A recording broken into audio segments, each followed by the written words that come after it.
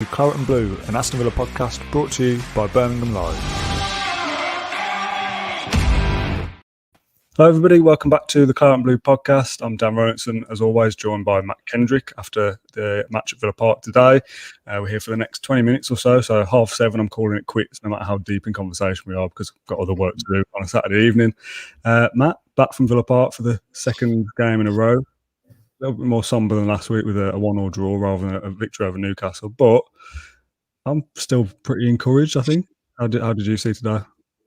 Yeah, I've followed some of the post-match media from places, listened to Dino and listened to a few people on WM and seen bits on Twitter. And I'll probably rein myself in a bit because I was feeling a bit flat, to be honest. And my nephew who comes to the games with us said to me at the end, he said, I'm not angry, I'm disappointed, like you'd say to a scolded child. I think it was disappointment because I think even in my mind, perhaps I'm being harsh, but even with the 11 that we put out there, I think we could have had a little bit more inclination to go and win the game second half, if I'm being honest. So I think that's what I'm frustrated about. But, you know, if you look at the facts of the matter, and we're without our captain, Tyrone Mings, our vice captain, John McGinn, Jacob Ramsey's got COVID as well, we believe, who, you know, played very well last week. Leon Bailey, you know, one of our new main men, we've not seen him at Villa Park yet, and so on and so forth. You know, Bertrand Traore. You know, we're half a dozen or more players out at the moment against the Brentford side who come up, you know, really, really confident. You know, started really well to the season, and you know, really want to make sure that people know that they belong in the Premier League. So I suppose, you know, what are we now? 2.5 hours since the match finished.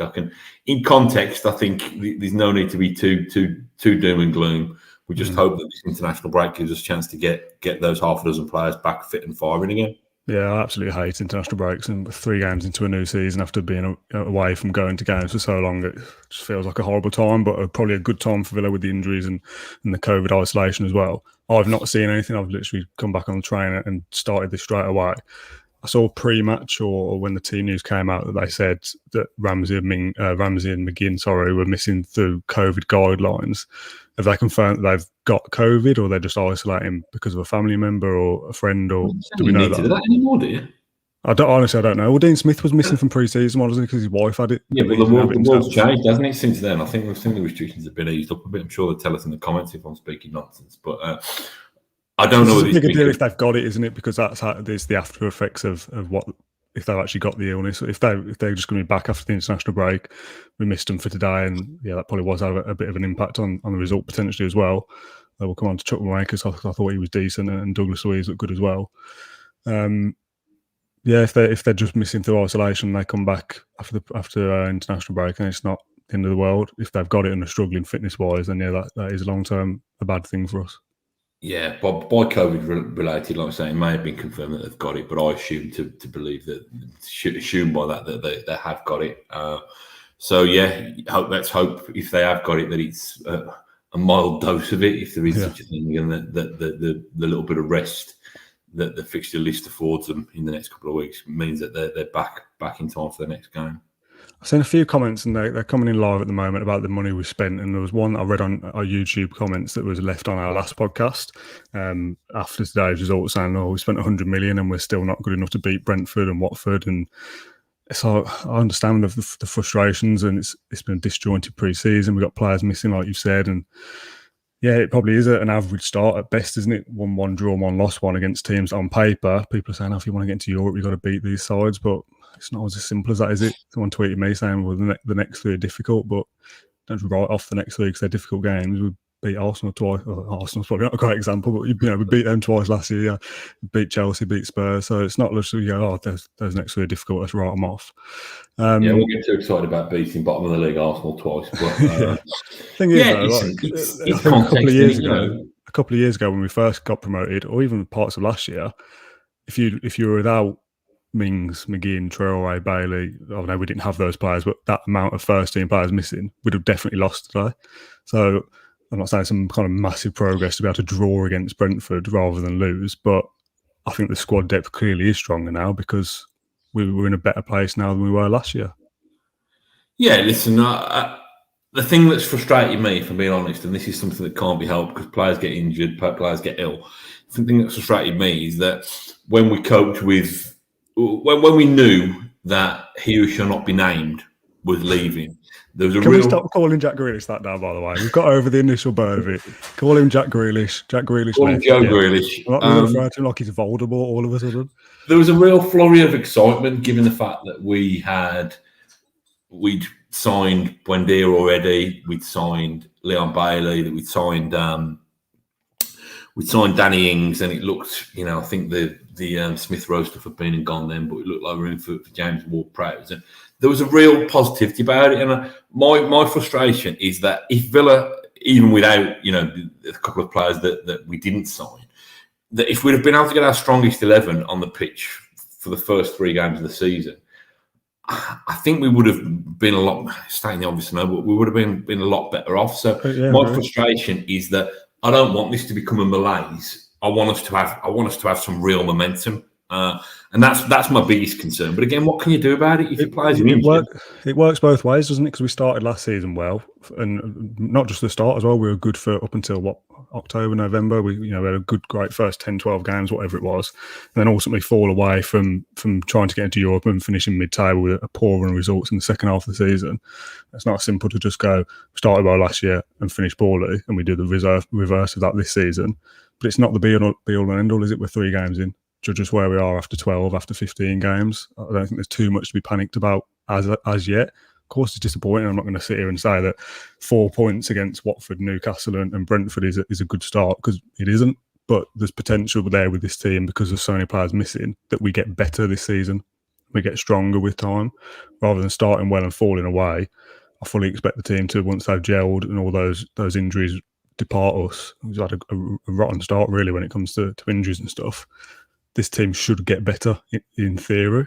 So if we start poorly and finish stronger, momentum going into the back end of the season is surely more important than how you start. Yeah, 3 games in. With 3 games in. How many points would you have liked? Like, what would have been acceptable? For the first 3 games? Yeah, for the 3 that we played. You'd have wanted to go to Watford on the opening day of the season and got at least a point, and you want to win your 2 first 2 home games.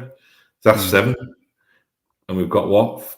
4? I'd have been quite happy with 6, to be honest. 4 is below average. It isn't a great start. There's no way of dressing that up, but I'm not going to sit here and panic after 3 games. Yeah, people have different barometers of what success is, though. I've said all this, over the summer and this season. You lose Jack Grealish, regardless of your recruitment, you're still to beat last season is an achievement to me. And I said, I was accused of being a bit negative when I said, I think Villa will finish 9th, and I think that would represent progress. I'm sure 4 points from the first 3 games of the season still leaves 9th open to you. Anyway, it's if Villa are going to attack Europe, then obviously we can't drop these points at this rate, particularly against the teams that we failed to beat. But it's 3 games in it. I want to see. I'm probably investing a bit too much in Leon Bailey, to be honest. He's the one that we've only seen a real short glimpse of. I want to see him at Villa Park. I was worried when I saw Konza limp off for the last however long. Have we heard anything of that? As Smith mentioned it, like I said, I've not seen any of the post-match stuff. Have they said how bad they think that injury could be? I haven't seen it, mate. I know I got home an hour earlier than you, and I should have done the research, but I've been drinking this twice as nice from Aldi. This IPA 6.6. So if I have seen anything about Konza's injury, I've forgotten it already. So perhaps I can tell us in the comments whether Dino's given an update on that. I heard him on the... Go on. What I was going to say, what did you make of that lineup when you saw it? Because as always, there's a meltdown on social media when the team news comes out. There's rumours this morning that McGinn and Mings might be missing, and you think, well, who knows where that's come from? And even yesterday, there was talk of McGinn with Kovac. So I asked Ash about it with the press conference, and he said, look, that I don't ever kind of give anything away like that with injuries, which is what we've come to expect. And I suppose when it comes to things like COVID, and it's more of a medical issue rather than an injury, that they don't have to say anything. So that's all kind of fair enough. I always say, like, I've seen plenty of team sheets come out and think, oh, that's poor, that's not great. And then you go and win 2-0 or something. And I think, well, what was I worried about 4 hours ago? So I kind of take every team news now with a pinch of salt. So seeing Chuckmaker in there, Ashley Young, I expected to play left mid, and it looked like he was playing more central midfield, really, like an advanced midfielder, more so than sitting midfielder in there like we used to. No, Mings obviously as well. Watkins was back on the bench. So yeah, everyone's got within their rights to look at that and worry a little bit. But in theory, you go there and still win. So the initial reaction to the team sheet wasn't really fussed. Then you go 1-0 down after 2 minutes or whatever it was, and you think, oh Christ, here we go. But Villa did well to bounce back and get their goal straight away, didn't they? And I feel like I said earlier, go back a year, 18 months, we probably carry on and go on to lose that still. Yeah, the team sheet. I wasn't when I saw the team sheet, I wasn't expecting Villa to line up the way that they lined up. I thought it'd be a 2 with Douglas Luiz and Chukwuemeka, and then I thought that it'd be a 3 and a 1 with Ings up top, and then perhaps Young on the left, El Ghazi on the right, and or intertwining, and Buendia perhaps as a 10. So I did have a surprise when Ashley Young, as the kickoff was made and Ashley Young was playing centre mid. I know we chatted about this, didn't we, on WhatsApp, what we both thought about that. I think it probably was the fact that the 17-year-old kid in there and Douglas Luiz, who speaks very, very limited English despite his lessons over the last couple of years. I think Smith probably wanted to grow up in there, and he knows Ashley Young's super professional. He can play in any position on the pitch, and I think Smith was saying that he phoned Young at 8 o'clock last night to tell him, and Young said, "Yeah, it's fine, whatever. As long as I'm not going to go in goal, I'll play anywhere." The qualities you got to play at left back can kind of be translated into central midfield anyway. So I don't really see why the major issue is to put him over there. It's an experienced head, isn't it? You're missing your captain and your vice captain today. So Young's your senior pro anyway at 36, but he's got the most experience. Slots in there alongside a 17-year-old and still makes things tick. I actually quite like seeing him in centre midfield as an option that people will probably start to say, "Oh, that shows that our recruitment's not great." That 37-year-old Ashley Young is playing central midfield, but for today, 36, man. That was 36. My apologies. That makes all the difference. That it does a job for today, doesn't it? And no more than that. He's not going to play there all season. Yeah, he was okay in there, wasn't he? I mean, I think nobody was more than a 6 or 6.5 out of 10 in my mind anyway. I think there's one moment where he got caught in possession early in the first half. I thought we started poorly, I know without the goal. I think even before the goal, there's misplaced passes and under-hit passes, and I thought it was a bit of a flat start. Perhaps they were feeling their way in as a new team that hadn't played together before. I thought Young was okay in there. I thought Chukwuemeka was. I thought again he was okay. 60 minutes. I think he'll grow into it. I think he's saying the obvious in it, but we saw some of the buttons he was pushing and the strings he was pulling against Barrow in midweek. It's a different beast in it playing. Oh yeah, totally. But the fact that again Smith is confident enough to push him forward, I think it's a statement about Hourihane. I think it's a statement about Nakamba as well. Although I don't think he likes Nakamba necessarily. Nakamba and Luiz in the same midfield. But that's probably the area, isn't it? That's probably the area where we either need Morgan Sanson to come in and be the player that we all hoped he would be, or despite Smith playing a very straight bat at his press conference yesterday, we need another midfielder in there, because if we're going to play with with Ings and Watkins on the field at the same time, and he is going to play those as a two up front together, and if he goes 4-4-2, is there any combination of two Villa midfielders who you think would be able to face up against a three-man midfield from many of their rivals? I'm not sure they would. I think the way we've played today and Newcastle shows it 4-3-3 is the way to go, because we just look more balanced. And you consider that those three are what? Luiz, Ramsey and McGinn last week against Newcastle, I think it was. And then today, Chukwuemeka, Young and Douglas Luiz, which is very misshapen, isn't it? It's cobbled together because of the situation. Like you said, I don't think Nakamba's going to start in there as well. People here in the comments asking why is Hourihane not playing? Hourihane should have started, says Chris. It's not going to, is he? I know he was the captain against Barrow, but I didn't even think he'd be here at this point. But I'd be amazed if he was still here past the deadline day next week because he wants to play football. There's just nothing for Harahan to offer to Villa now. People say we're beyond him and all that kind of stuff. I don't know whether that's necessarily the point, but if Chukwuemeka and Ashley Young are playing in there when you've got a midfield crisis, Harahan does not fit into this Dean Smith side, so he'll go, won't he?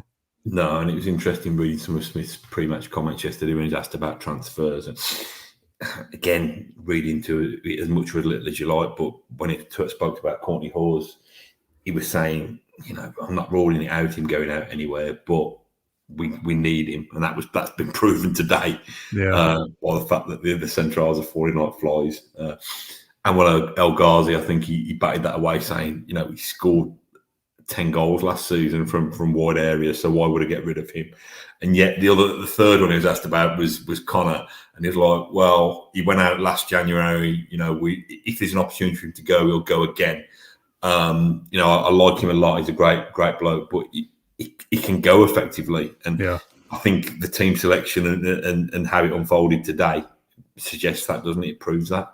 I wanted to ask you about Buendia. Obviously, he got the goal. Seems to be finding his feet a little bit more now, and trying to gel with his new teammates effectively. Match fitness getting up there as well. More impressed with him yet? I saw people writing him off last week, saying 33 million waste of money and all this kind of stuff. It's like, played 2 games, give him a chance. I was cursing him when he took that shot on because Cash was in acres. I thought just slot him in there. When he turned, I was like, oh, he's messed it up. He's messed it up. So he does that little kind of half Cruyff turn or whatever on the edge of the box, and I thought, yes, well done, you've created the space. Let's play Matty Cash. But no, he's pinged it in the corner. I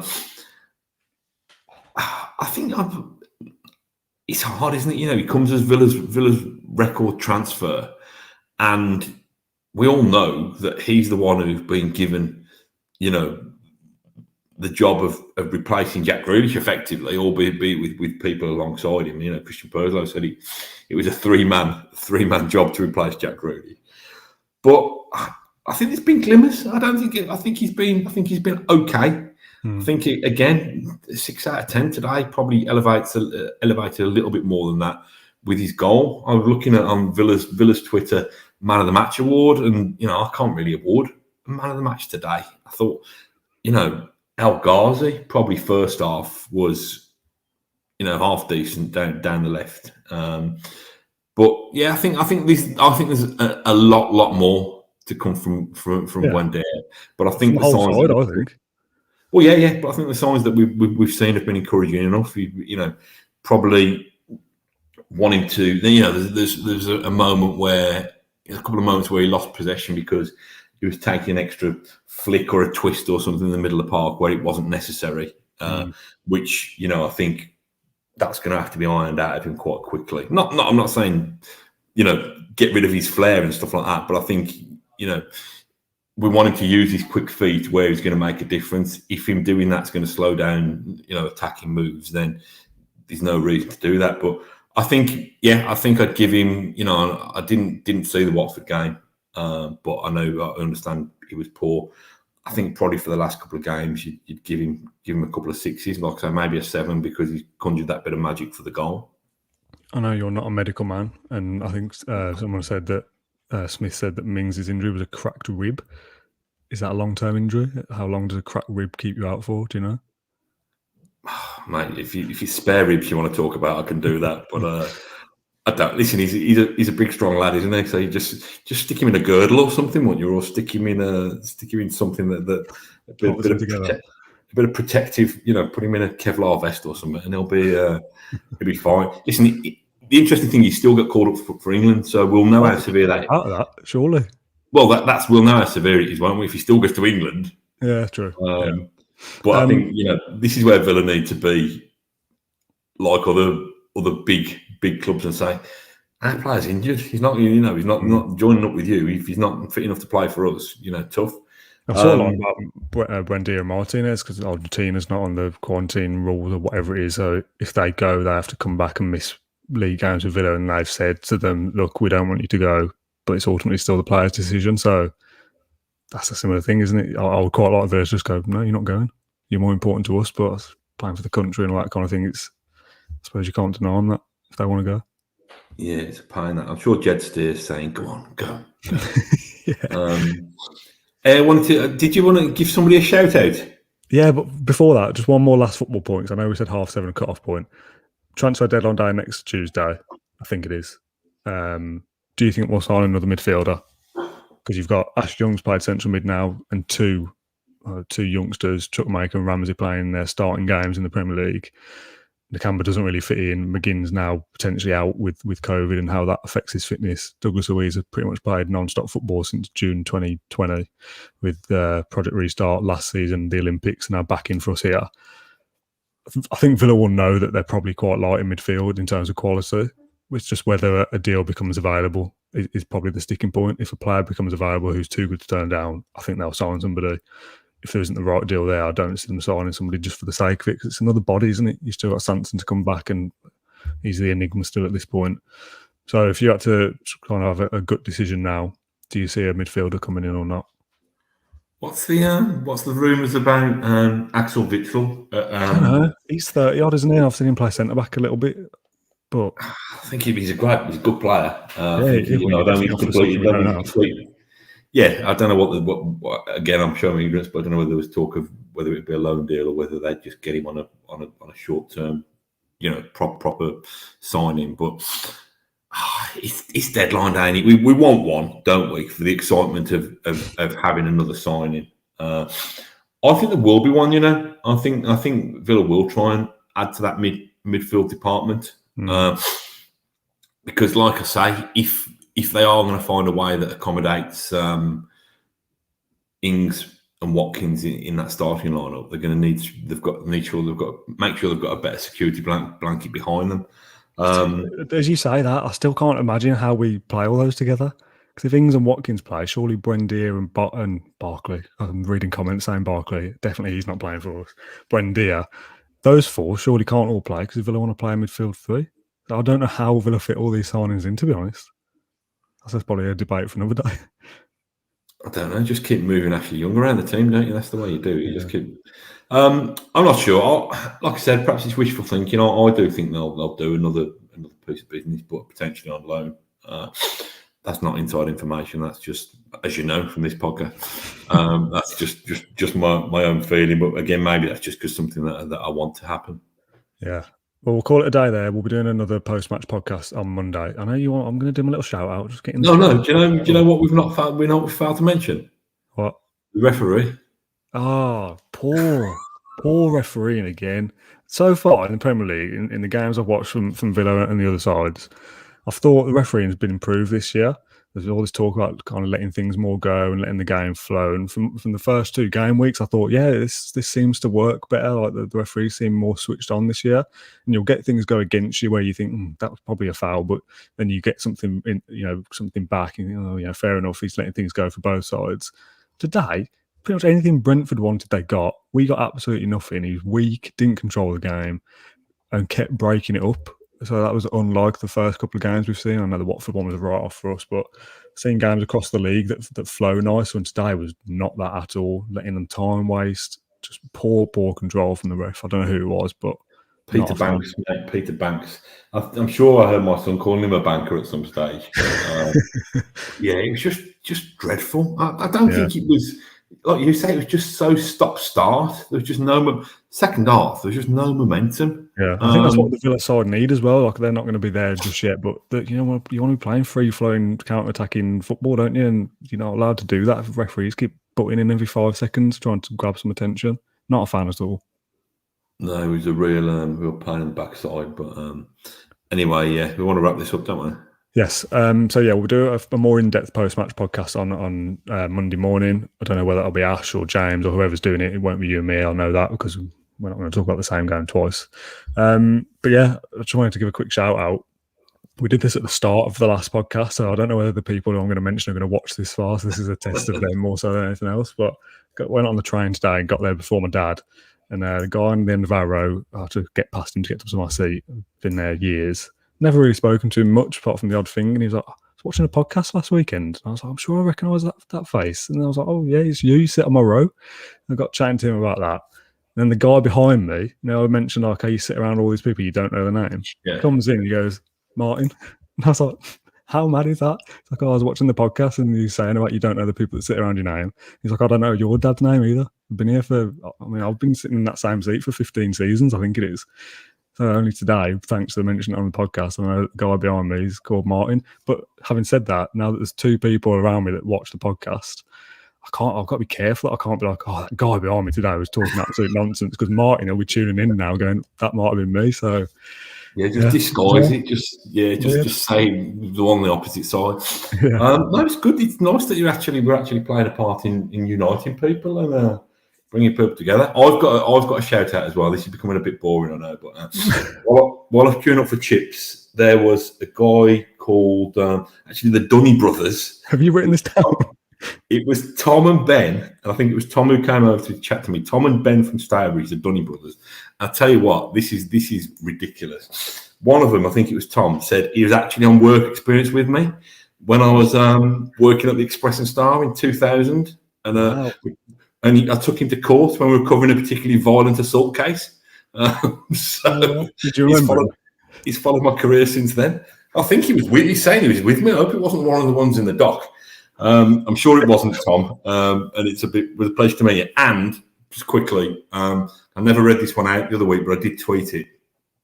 The bloke Lee, a Villa addict who is a heating engineer for SMS Solihull, he serviced the boiler of my mum and dad's house on 27th of July last month. Well, obviously July last month. So up the Villa, said we mentioned him. So hello, Lee. Thanks for listening. Thanks for searching the boiler.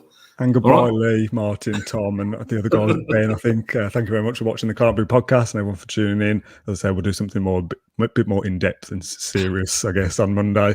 Thanks, everyone, for tuning in. We'll see you then. Up the Villa. Bye. Thank you for listening to Claret and Blue, an Aston Villa podcast. If you enjoyed today's episode, then please do let us know. We love hearing your feedback. We'll be back soon with another episode, but until then, up the Villa.